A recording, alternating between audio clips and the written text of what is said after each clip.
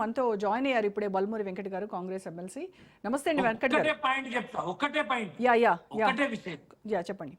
బీసీల హక్కుల కోసం, బీసీల సమస్యల మీద ఇవాళ దొర కూతురు ఉద్యమం చేస్తుంటే బీసీ నాయకత్వం అంతా మనం తలదించుకోవాలి. ఇలా బీఆర్ఎస్ పార్టీని ఉద్యమం చేయొద్దంటలేదు, మల్లయ్య గారిని ముందర పెట్టి ఉద్యమం చేపిది, మల్లయ్య గారిని ఎక్స్పోజ్ చేయాలి, బీసీ నాయకత్వాన్ని పెంచుది. బీసీల సమస్యల మీద కూడా మీరు పెత్తనం చేసి, మీరు ఉద్యమాలు చేసి, మేము చాతకానులమని మమ్మల్ని నిర్వీర్యం చేయకూరి.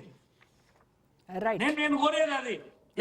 బీసీ నాయకత్వం అన్ని పార్టీలలో మంచి జంపులు తయారయ్యారు. ఏ పార్టీలో ఎవరు లేరు బీసీలు. ఇలా టిఆర్ఎస్ పార్టీ తీసుకో, కాంగ్రెస్ పార్టీ తీసుకో, బీజేపీలో తీసుకో, జంపులు తయారైనాం. ఇలా మా మీద మళ్ళీ వీళ్ళే వచ్చి బీసీల కోసం చేస్తున్నటువంటి పోరాటంలో ఒక బీసీ, ఓకే నాకు అర్థమైంది, బీసీల కోసం చేస్తున్నటువంటి పోరాటంలో ఒక బీసీ నేతనే ముందు పెట్టి నడిపించవచ్చు కదా ఈ పోరాటాన్ని అనేది మీది, అంతే కదా వాదన? రైట్ అండి. ఓకే, వెంకట్ గారితో మాట్లాడదాం. వెంకట్ గారు, అధికారంలోకి వచ్చి 1 సంవత్సరం పూర్తవుతున్నప్పటికీ కూడాను కామారెడ్డిలో ఇచ్చినటువంటి బీసీ డిక్లరేషన్ హామీ అమలు ఇంతవరకు కూడా ఎందుకు నోచుకోలేదు? అదొకటి question. Next, Mahatma Jyotiba Phule BC sub plan, దీనికోసం ప్రకటించినటువంటి 1,00,000 కోట్లు ఇప్పటి వరకు ఎంత రిలీజ్ చేశారు, ఎంత మొత్తాన్ని కేటాయించారు, ఆ నిధులను ఎక్కడ వినియోగించారో కాస్త వివరంగా చెప్పండి. ఇప్పుడు ఒక విషయం అండి, బీసీల గురించి చాలా స్పష్టంగా ఈరోజు కులగణన కానీ రాహుల్ గాంధీ గారి మా పార్టీ యొక్క విధానము చాలా స్పష్టంగా చెప్పి దాన్ని తెలంగాణ రాష్ట్రంలోనే కులగణన దాన్ని కంపల్సరీగా చెయ్యాలని అంటే, సరే దాన్ని ఇంతకుముందు మాట్లాడిన సోదరులు ఏదైతే సంబంధించి బీఆర్ఎస్ పార్టీకి సంబంధించి దానికి వారి స్టాండ్ ఏందో స్పష్టత లేదు. బీసీలకు సంబంధించి లోకల్ బాడీలో రిజర్వేషన్స్ ఉన్నదాన్ని తగ్గించింది ఎవరో చాలా స్పష్టంగా మన అందరికీ తెలుసు. ఇంతకుముందు ఇంటిగ్రేటెడ్ స్కూల్స్ విషయంలో కూడా మాట్లాడుతూ దాన్ని ఏదో తప్పుడుగా, సరే ఒక యాజ్ అన్ ఎమ్మెల్సీగా కాకుండా ఒక విద్యార్థి నాయకునిగా ఇంటిగ్రేటెడ్ స్కూల్స్ అనేటి వాటిని కట్టి ఏదైతే సంబంధించి అందరు విద్యార్థులను కూడా ఒక చోట ఉండి ఇంటర్నేషనల్ తరహాలో ఒక మోడల్ స్కూల్ ని నిర్మించాలనేది ముఖ్యమంత్రి గారి ఆలోచన.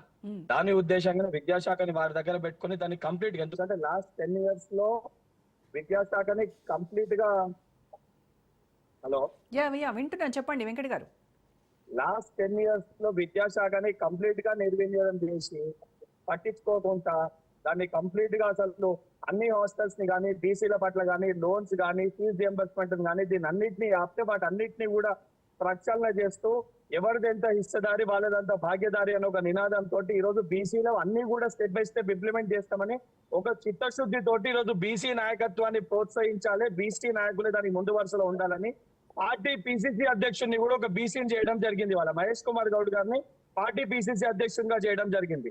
ఈ బీసీ అంశాలన్నిటిపైన కూడా పొన్నం ప్రభాకర్ గారిని ముందు పెట్టి, మంత్రివర్గంలో ఉన్న పొన్నం ప్రభాకర్ గారిని ముందు పెట్టి వారి నేతృత్వంలో ఈ యొక్క బీసీ వాటన్నిటిపైన కూడా ఏమేమి అంశాలని తీసుకురావాలి, ఏ రకంగా కేటాయించాలనే దానిపైన కూడా ముందుకు వెళ్ళడం జరుగుతుంది. ఇది బీసీల పట్ల కాంగ్రెస్ పార్టీకి ఉన్న చిత్తశుద్ధి. హలో చెప్పండి వెంకట్ గారు, వినిపిస్తోందండి. హలో వెంకట్ గారు, వినిపిస్తోంది, మీ ఆడియో క్లియర్ గా ఉంది. ఇంత చాలా స్పష్టంగా ఇవన్నిటిపైన చేస్తున్న ఒక ఆలోచనతోటి కాంగ్రెస్ ప్రభుత్వం ఉండి ముఖ్యమంత్రి గారు ఆలోచించి చేస్తుంటే ఆ కులగణన సర్వేలో పాల్గొనరు. ఏదైతే సంబంధించి ఇంటర్నేషనల్ తరహాలో రెసిడెన్షియల్ స్కూల్స్ చెప్తే దానిపైన విమర్శలు చేస్తారు. ఈరోజు చాలా స్పష్టంగా 14 బీసీ కార్పొరేషన్లను ఏర్పాటు చేసినాము. సరే, పార్టీ పరంగా ఎలక్షన్ సమయంలో కూడా బీసీలలో అన్ని కులాలకి టికెట్లు కేటాయించడం జరిగింది. దానితో పాటు కనీసం ముద్రాజ్ సంబంధించిన క్యాస్ట్ వాళ్ళు ఒక్క టికెట్ కూడా కేటాయించలే.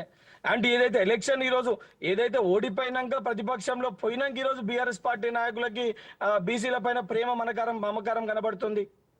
కవిత గారు ముందు అరెస్ట్ అనగానే జ్యోతిరావు గారి పులే జయంతి గుర్తుకొస్తుంది, లేదు బయటికి వెళ్ళినప్పుడు మహిళా రిజర్వేషన్ గుర్తుకొస్తుంది. ఈ రోజు బయటికి వచ్చి బీసీల గురించి ఇంతకుముందు మా సోదరులు అన్న మాట్లాడినట్టు బీసీ నాయకత్వాన్ని ప్రోత్సహించకుంటే దానిపైన కూడా వారే బయటకు వచ్చి ఏదైతే ధర్నా చేస్తున్నామని చెప్పి ఏ ధర్నా చౌక్ ని వారు ఎత్తేసిరో ఈ రోజు ఆ ధర్నా చౌక్ లో వారు వచ్చి ధర్నా చేస్తారు. వెంకట్ గారు, మరి మీ ప్రభుత్వానికి నిజంగా బీసీల పట్ల చిత్తశుద్ధి ఉంటే మీరిచ్చినటువంటి ఎలక్షన్ ముందు హామీ కాదా అది? ఆ హామీని మీరు ఎందుకు అమలు చేయట్లేదు? దాంట్లో ఎందుకు తాత్సారం చేస్తున్నారు? మరి ఇప్పుడు దాని గురించి 100% ఆ బీసీలకు సంబంధించిన అవన్నీ ఫండ్స్ అవన్నీ కేటాయించాలని చెప్పి ఉద్దేశంతో ముందు అన్నిటికంటే ముఖ్యంగా ఎవరు పాపులేషన్ ఉందో రిజర్వేషన్ చేయాలనే కులగణనను చేపట్టడం జరిగింది. మరి And 6 BC నెలల్లోనే అమలు సప్లాన్లో చేయాలనేటువంటి మీరు 6 నెలల్లోనే అమలు చేస్తామని చెప్పింది మీరే కదా. మేడం ఒకటి మీకు అదే చెప్తున్నాను, ఇప్పటికి కూడా కాంగ్రెస్ పార్టీ మేము చెయ్యమని చెప్పి ఎక్కడ కూడా చెప్పట్లే. దానికి సంబంధించి ప్రొసీజర్ సిద్ధమవుతుంది. 100% చేసి తీర్థం. ఆ చిత్తశుద్ధి కాంగ్రెస్ ప్రభుత్వానికి ఉంది. బీసీల పట్ల చిత్తశుద్ధి చెయ్యాలనేది కాంగ్రెస్ ప్రభుత్వానికి ఉంది. ఉమ్. దాని ప్రకారంగా ప్రొసీజర్ ప్రకారంగా దానికి సంబంధించి బీసీ నాయకత్వం సప్లాన్ దానికి సంబంధించి కేబినెట్ లో దాన్ని పొన్నం ప్రభాకర్ గారి నేతృత్వంలో పెట్టి దాన్ని 100% చేస్తున్నాం. ఆ సప్లాన్ లో పెట్టిన ప్రతి అంశాన్ని కూడా ప్రతి దాన్ని కూడా ఆలస్యమైన తప్పనిసరిగా ఇంప్లిమెంట్ చేసి తీరుతాము.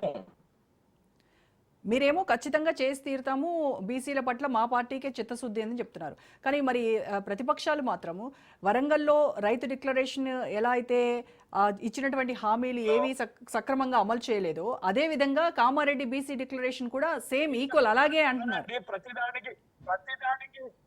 ప్రతిదానికి హామీలేవి సక్రమంగా అమలు చేయలేదు అంటే ఈ రోజు వరకు ఇచ్చిన హామీలు ఏదైతే సంబంధించి రైతులకి రుణమాఫీ కానీ, గ్యాస్ సిలిండర్ కానీ, 200 యూనిట్లు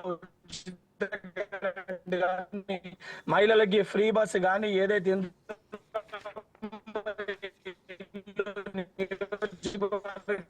3,500 కానీ, ఇంటర్నేషనల్ తరాలు ఇంటిగ్రేటెడ్ మోడల్ స్కూల్స్ కానీ, ఏదైతే నిరుద్యోగులకు ఉద్యోగ అవకాశాలు కానీ, ఇవన్నీ కల్పిస్తున్నప్పుడు రైట్ అండి బల్మూరి గారు, తెలంగాణ మీ ఆడియో క్లారిటీ లేదు. నినాదంతో రైజింగ్ తెలంగాణ నిజంగా మేము చేస్తాము. చేయకపోతే అసెంబ్లీ పెట్టినప్పుడు కదా వారికి ఉన్న 80 మాట్లాడొచ్చు కదా.